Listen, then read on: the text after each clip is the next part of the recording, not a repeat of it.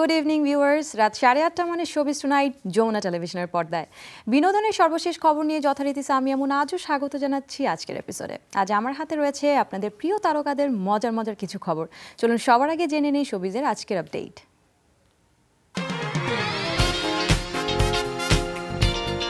2005 সালে ঢাকা বিশ্ববিদ্যালয়ের রাজু স্মারক ভাস্কর্য চত্বরে হয়েছিল কনসার্ট ফর ফাইটার্স, যার সামনে থেকে নেতৃত্ব দিয়েছিলেন সঙ্গীতশিল্পী সাংবাদিক প্রয়াত সঞ্জীব চৌধুরী। 11 বছর পর সে কনসার্ট আবারও ফিরে এসেছে।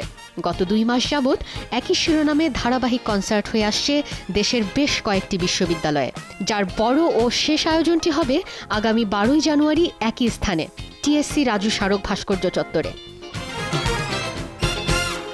নতুন বছরের শুরুতে চলচ্চিত্র নির্মাণের ঘোষণা দিয়েছিলেন জনপ্রিয় কণ্ঠশিল্পী Asif Akbar.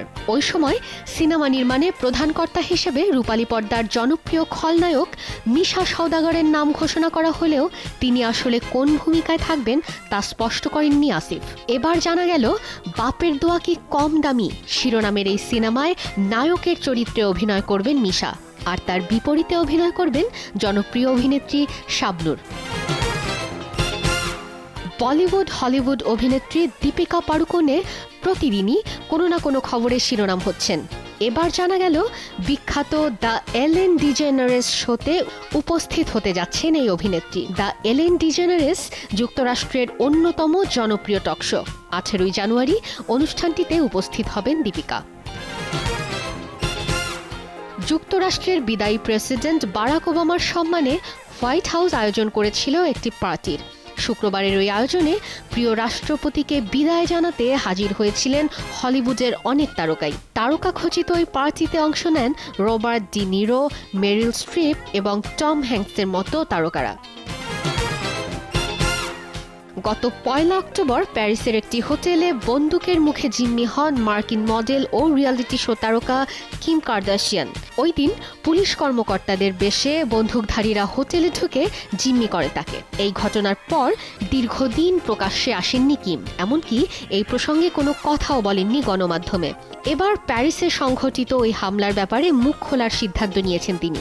Reality show keeping up with the Kardashian এর আগামী পর্বে এই প্রসঙ্গেই আলাপ করবেন মার্কিন এই সুন্দরী।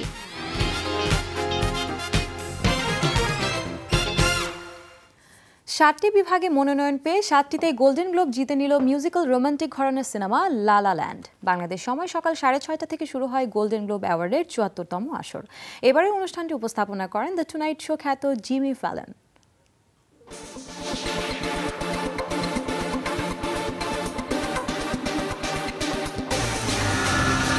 গত 12 ডিসেম্বর গোল্ডেন গ্লোব অ্যাওয়ার্ডের 74তম আসরে মনোনয়নপ্রাপ্ত শিল্পী ও সিনেমার নাম ঘোষণার পর 8 জানুয়ারি বর্ণাঢ্য আয়োজনের মধ্য দিয়ে অ্যাওয়ার্ড বিজয়ীদের নাম ঘোষণা করা হয়।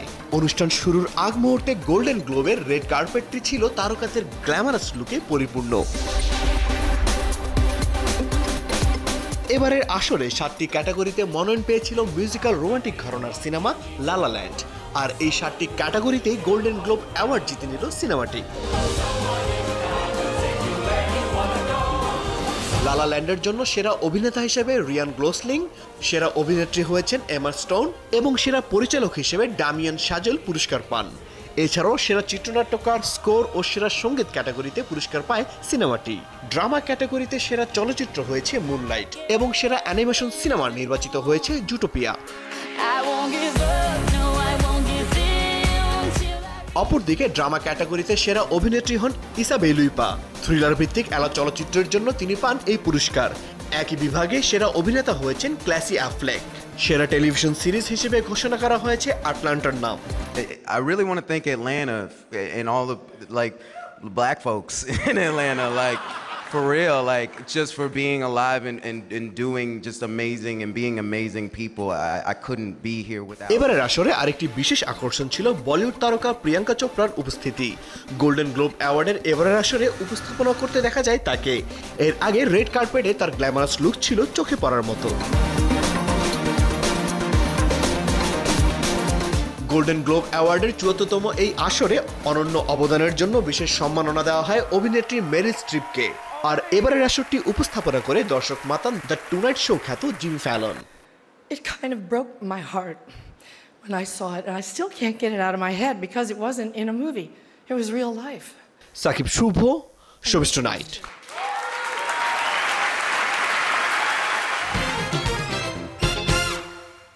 দর্শক, লাক্স শোবিজ টুনাইটে এখন নিয়ে নিচ্ছি ছোট্ট একটি বিরতির পর আমরা আবারও ফিরে আসছি, সাথেই থাকুন।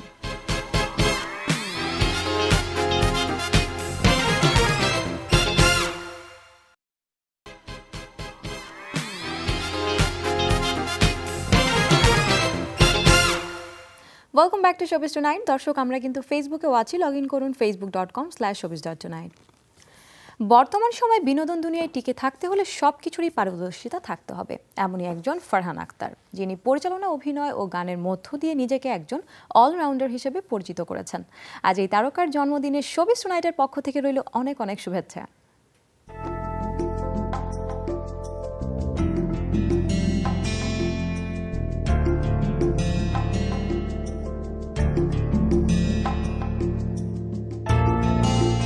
বলিউডে ইন্ডাস্ট্রিতে ফারহান আক্তারের পরিচয়ের তালিকাটা একটু বিশালই। তিনি একাধারে অভিনেতা, পরিচালক, প্রযোজক, প্লেব্যাক সিঙ্গার, চিত্রনাট্যকার এবং টিভি চ্যানেলের জনপ্রিয় সঞ্চালক। জাভেদ আক্তার এবং হ্যানি ইরানি তনয় ফারহান আক্তারের জন্ম 1974 সালে 9 জানুয়ারি ইন্ডিয়ার মুম্বাই শহরে। पहले इस अमेजिंग व्यू को देख और फिर देख हमारे बेचारे दोस्त को। ये द मेंटली सिक हो चुका है और इसे द साइकियाट्रिस्ट की जरूरत है। स्कूल ना, स्कूल नहीं, स्कूल। পড়ালেখার পাঠ শেষ হওয়ার আগেই 1991 সালে ফারহান আক্তার প্রথম লামহে নামের একটি চলচ্চিত্রের অ্যাসিস্ট্যান্ট ডিরেক্টর হিসেবে কাজ শুরু করেন। দিল চাহতে হ্যায় চলচ্চিত্র পরিচালনার জন্য ফারহান আক্তার 49তম জাতীয় চলচ্চিত্র পুরস্কার বেস্ট ফিচার ফিল্ম পান। এরপরে ফারহানকে আর পিছন ফিরে তাকাতে হয়নি। এরই ধারাবাহিকতায় ফারহান পূর্ণদৈর্ঘ্য চলচ্চিত্র 2004 সালে লক্ষ্য, 2007 সালে ডন, 2011 সালে ডন 2 এবং 2007 সালে স্বল্পদৈর্ঘ্য চলচ্চিত্র পজিটিভ নির্মাণ করেন। मैं तो सिर्फ पहन के देख रहा था जी। पहन के देख रहा, पहन के चोर साले। ओए, मुझे चोर ना बोलो। चोर नहीं तो और क्या है?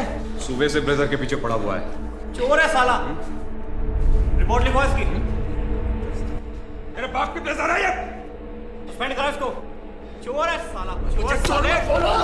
ক্যারিশমেটিক এই চলচ্চিত্র পরিচালক নিজেকে সব সময় ভিন্নভাবে তুলে ধরার চেষ্টা করেছেন এবং তাতে সফলও হয়েছেন। 2013 সালে ভাগ মিল্কা ভাগ নামের মুভিটি করে আবারও সবার নজর কাড়েন তিনি।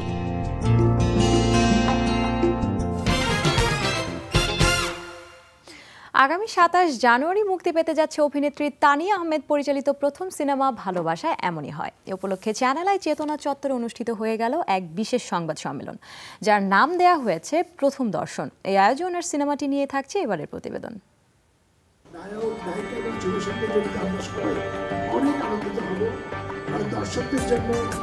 ভালোবাসা এমনই হয় সিনেমার প্রথম দর্শনে উপস্থিত ছিলেন সিনেমাটির পরিচালক অভিনেত্রী তানিয়া আহমেদ, প্রধান দুই চরিত্র বিদ্যা সিনহা মিম এবং ইরফান সাজ্জাদ।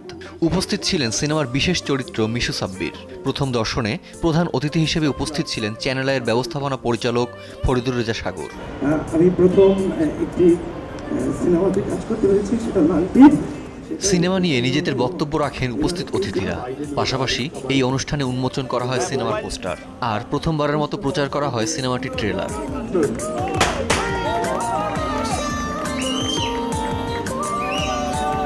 আমার এই মুভিতে ক্যারেক্টারটা হচ্ছে লাইক মেয়েটা ছোটোবেলা থেকেই বাইরে জন্ম হয়েছে, বাইরেই থাকে। সে তার চলাফেরা লাইক ব্রিটিশরা যেভাবে চলাফেরা করে ওই টাইপের। তো ও বলতে গেলে যে মানে বাংলাদেশে ওইভাবে খুব একটা বেশি জানেও না, বাংলাদেশে শুধু গল্প শুনে ওর বাবার কাছে, এই টাইপের। শুরুতে নামটা ছিল গুড মর্নিং লন্ডন।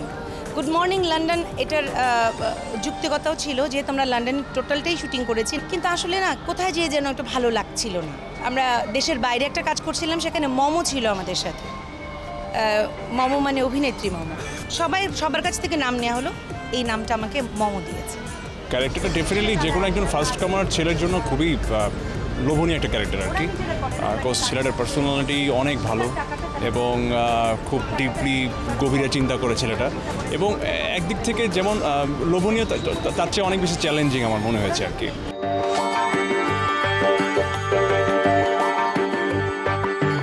সাজ্জাদ, মিম ছাড়াও সিনেমার অন্যান্য চরিত্রে অভিনয় করেছেন তারিক আনাম খান, মীর সাব্বির, তানজিকা আমিন, মিশু সাব্বির ও সোহেল খান। নিজেদের মধ্যকার বোঝাপড়া নিয়ে কথা বললেন মিম ও সাজ্জাদ।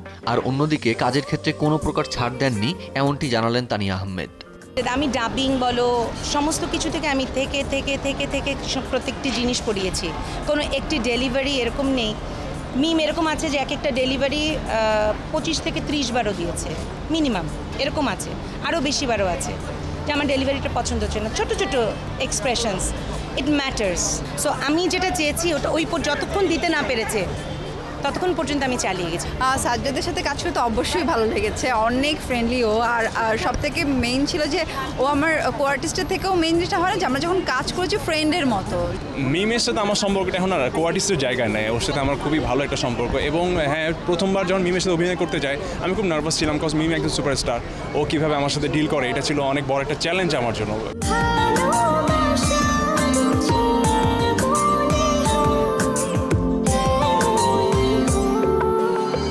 ভালোবাসা এমনই হয় সিনেমার কাহিনী ও সংলাপ করেছেন রায়হান খান। অন্যদিকে পরিচালনার পাশাপাশি চিত্রনাট্য করেছেন তানিয়া আহমেদ।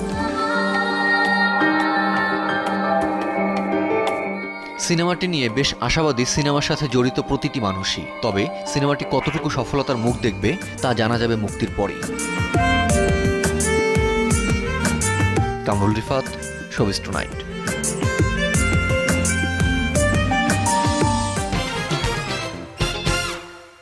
দর্শক, এবার চলুন দেখে নিই আমাদের এই সপ্তাহের ব্লকবাস্টার কুইজ। রাইস সিনেমায় কোন পাকিস্তানি অভিনেত্রী অভিনয় করেছেন? মাওরা হুসেইন, মাহিরা খান, সানি লিওন।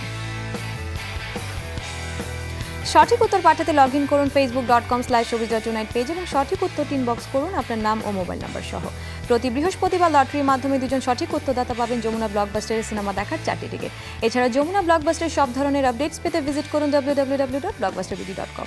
দর্শক, এই মুহূর্তে যেতে হচ্ছে আরও একটি বিরতিতে। আমাদের সাথেই থাকুন আর ফিরছি আপনাদের সাথে।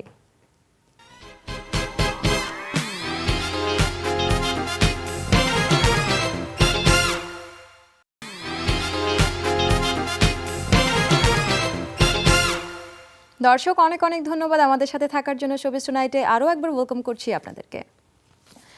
প্রকাশ পেল ভারতীয় সঙ্গীত শিল্পী আয়ুষ্মান খুরানার নতুন একক গান ওরে মন। গানটি সঙ্গীতায়োজন করেছেন উপল সেনগুপ্ত আর মিউজিক ভিডিওটি পরিচালনা করেছেন শ্লোক শর্মা। চলুন দেখে আসি মিউজিক ভিডিওটি।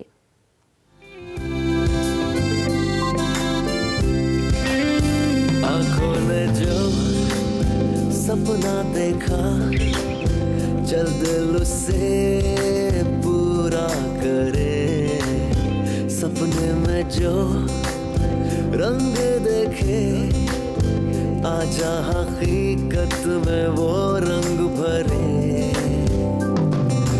तिनका तिनका बुनते हैं चल